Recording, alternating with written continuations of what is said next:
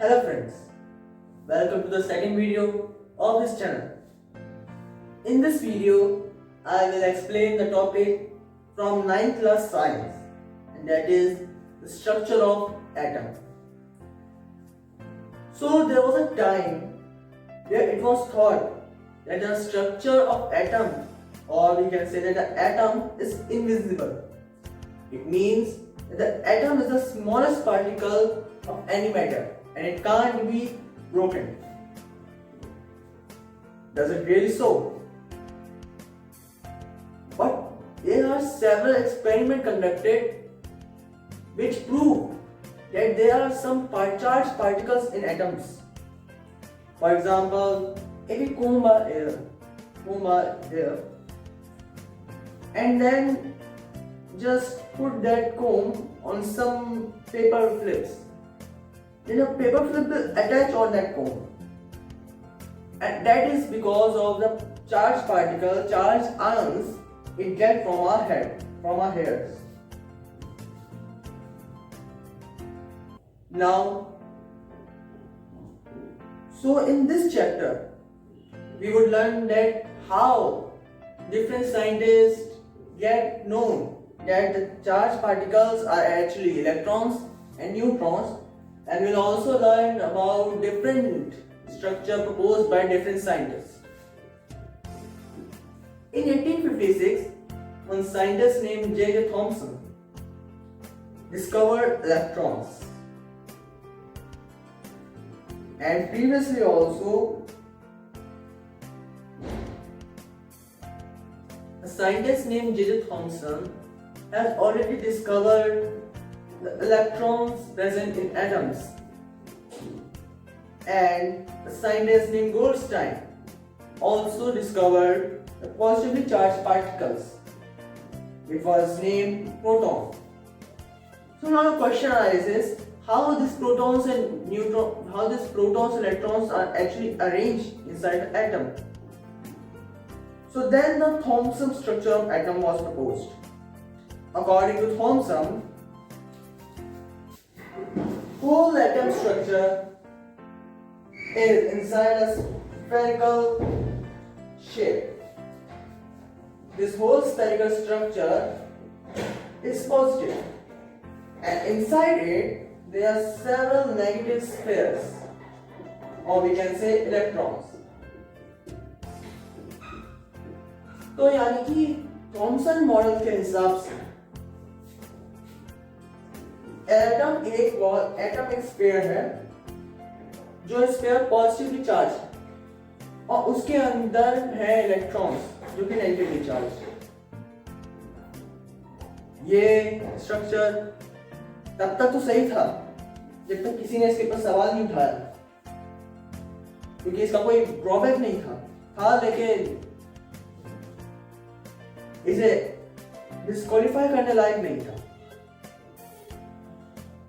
लेकिन उसके बाद रदरफोर्ड, एक साइंटिस्ट था जिसका नाम था रदरफोर्ड, उसने एक एक्सपेरिमेंट किया।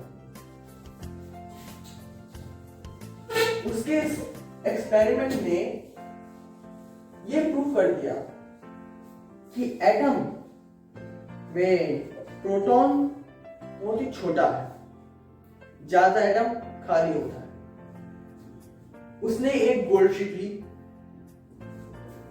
और rays of a very highly radioactive material, a very highly radioactive ray shoot की उस गोल्ड फॉइल पे। तो उसने एक्सपेक्ट किया था, क्योंकि प्रोटॉन बहुत बड़ा है तो रिफ्लेक्शन में दिखेगा, लेकिन एक्चुअली में क्या हुआ, ज्यादा से ज्यादा रेज जो थी वो गोल्ड फॉइल के पार हो गई, बहुत कम रे अपने पाथ से डेविएट हो गई, और बहुत ही ज्यादा रेयरली ऐसी कोई रे पार्टिकल्स थे जो टकरा के वापस आ गए। इसका रीजन क्या था? तो फिर रदरफोर्ड ने कंक्लूड किया कि पहली बात, अगर ज्यादा से ज्यादा रे पार हो जा रही है, यानी कि एटम के स्ट्रक्चर में बहुत सारी जगह खाली है।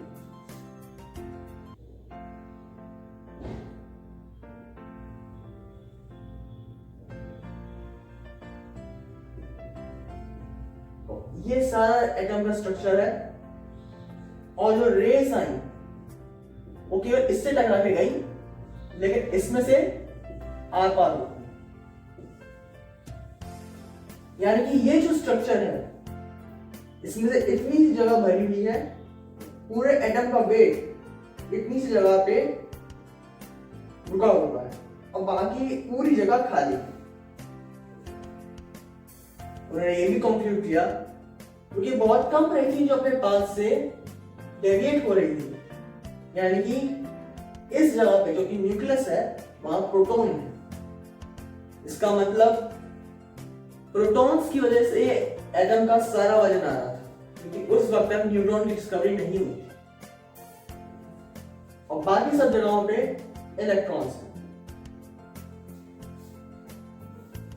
तो ये थी रदरफोर्ड्स मॉडल ऑफ एटम। इसके कई ड्रॉबैक्स हैं। एक सबसे बड़ा ड्रॉबैक जो था,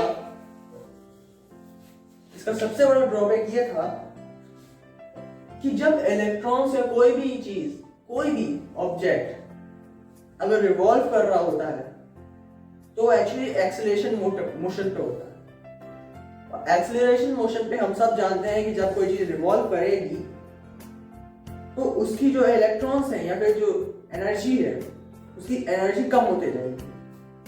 तो यानी कि उसे रिवॉल्व करते करते इलेक्ट्रॉन को सीधा प्रोटॉन के अंदर चले जाना चाहिए था, लेकिन अगर ऐसा होता तो एटम हमारा बहुत ही हाईली अनस्टेबल हो जाता, जो कि नहीं है। So this was the latest drawback of Rutherford's model of atom, and that is why this was also rejected. And then came the scientist Niels Bohr, and he presented a proposal, a model in which the electrons are revolved on their particular shell, which means electrons are given level or given shells. What I mean is,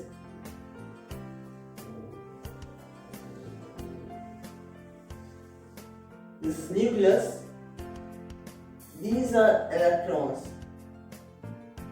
and electrons in a shell will not go or will not. In hydrogen there is only one shell.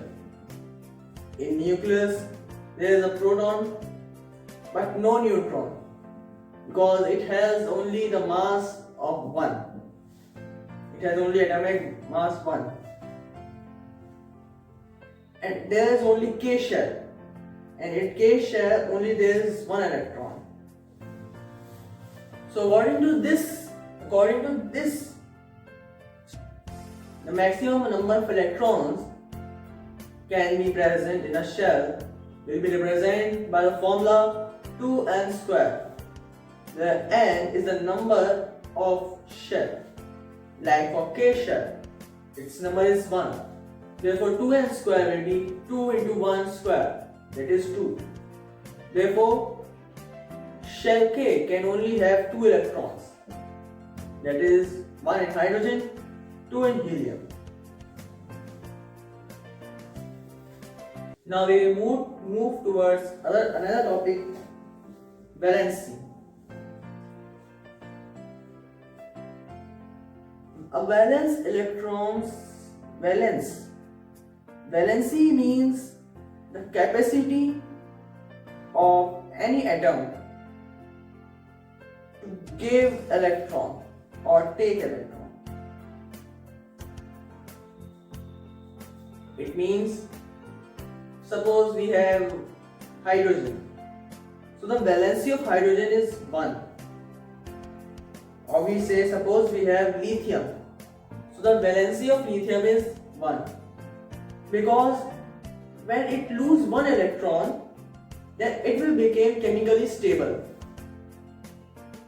because then as it will only have left 2 electrons, and because of that those 2 electrons will be in K shell, and K shell will be full by itself, therefore it is completely stable.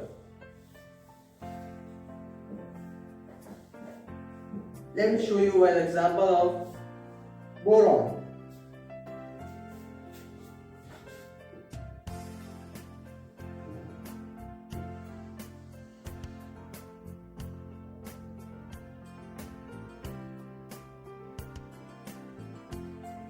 This is the atomic structure of boron. This is nucleus, electrons, electrons. K shell, L shell. Now this is not a chemically stable atom, as the outermost shell is not completely filled. It can hold more electrons, but then also it can hold more electrons, therefore it is not chemically stable. So how to make this atom chemically stable? The easiest way to make boron atom chemically stable is to remove these three atoms, these three electrons from the L shell. Therefore, we have to remove 3 electrons from boron to make it chemically stable. Therefore, its valency is 3. But I must say we should take another example of chlorine. In chlorine, there are 17 electrons. 2 in K shell, 8 in L shell, and 7 in M shell, or we say outermost shell. So, for being chemically stable, it can lose 7 electrons. Then the outermost shell will become L, and it will be chemically stable as it has 8 electrons, which is the highest number of electrons possible in K shell. But it is lot more easier to gain 1 more electron than to lose 7 electrons. Therefore, the valency of chlorine is 1, not 7, because it never loses 7 electrons, it always gains 1 electron to become chemically stable.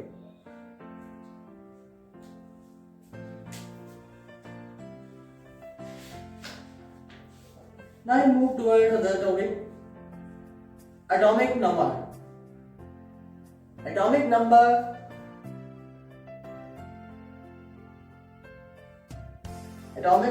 is the number of protons in the atom. Number of protons determine the atomic number of any atoms.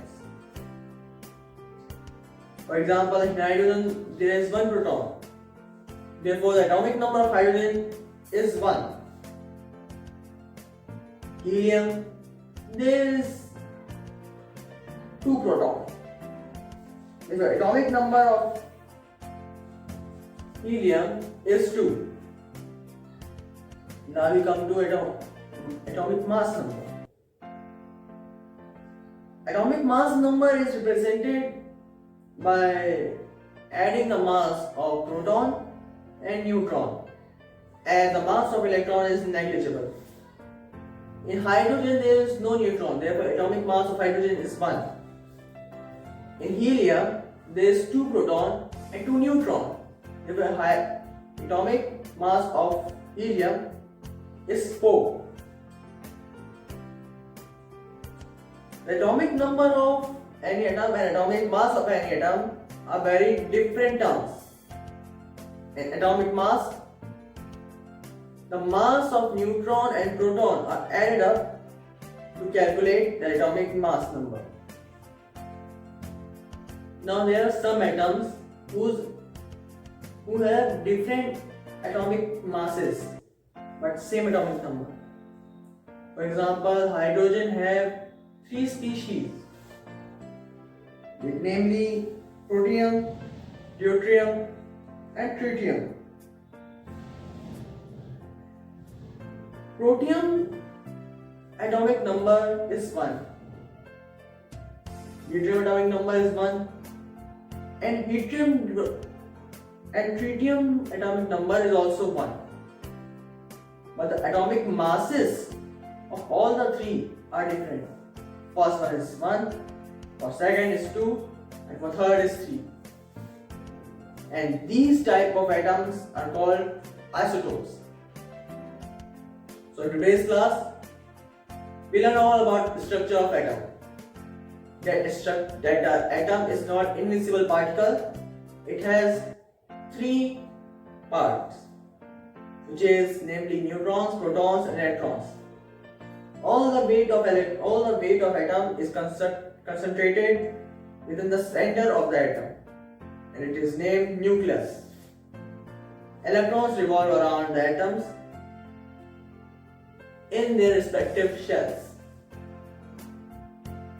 Electrons which are given away or taken to make the atom stable are called valence electrons.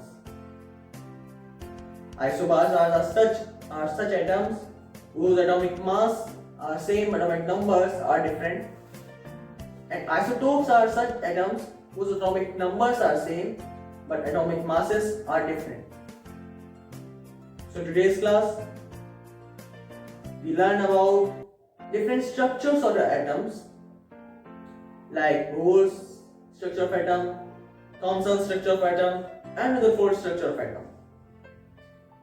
The Rutherford structure of atom has the greatest drawback that when the electron revolves, it loses the energy because of acceleration motion, and that is why the atom must be very unstable.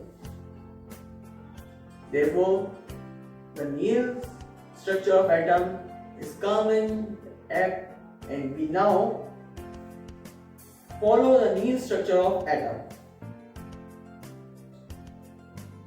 तो बस आज class में इतना ही। तो पसंद आई हो और कुछ पूछना चाहें या अपने कमेंट्स देना चाहें तो कमेंट बॉक्स में शेयर करें। थैंक यू, धन्यवाद।